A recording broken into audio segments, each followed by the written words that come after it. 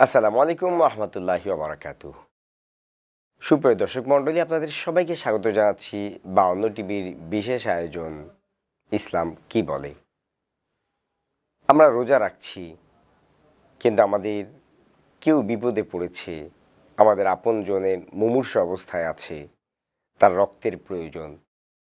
এই মুহূর্তে আমি রোজা রেখেছি, চিন্তা করছি আমি কি তাকে রক্ত দিতে পারবো কি না।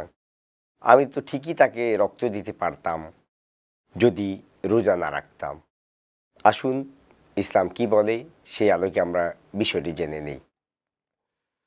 রক্ত দিলে রোজা ভাঙে না, ১ নম্বর কথা। ২ নম্বর কথা, রমজান মাসে আপনি রোজা রেখে রক্ত দান করলে একদিকে আপনি সওয়াব পাচ্ছেন, আরেকদিকে মানব সেবাও হচ্ছে। তবে এখানে একটি কথা আছে, যদি এমন হয় আপনি শারীরিকভাবে দুর্বল, যে আপনি রক্ত দান করলে আপনি নিজেই দুর্বল হয়ে যেতে পারেন, অথবা আপনি রোজা অবস্থায় রক্তদান করলে আপনি নিজে অসুস্থ হয়ে যেতে পারেন, এমন অবস্থা হতে পারে যে আপনার রোজা ভেঙে ফেলতে হবে, ওই অবস্থায় রক্ত দেওয়া মাকরুহ। তবে সুযোগ থাকলে ইফতারের পর আপনি রক্ত দিবেন।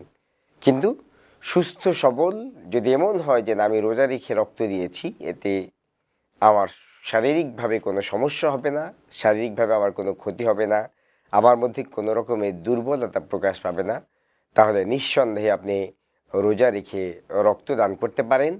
এতে আপনি ২টি সওয়াব পাবেন।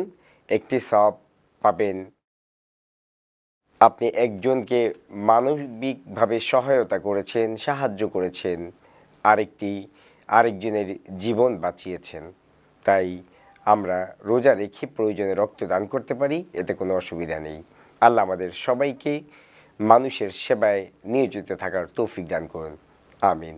আসসালামু আলাইকুম ওয়া রাহমাতুল্লাহি ওয়া বারাকাতুহু।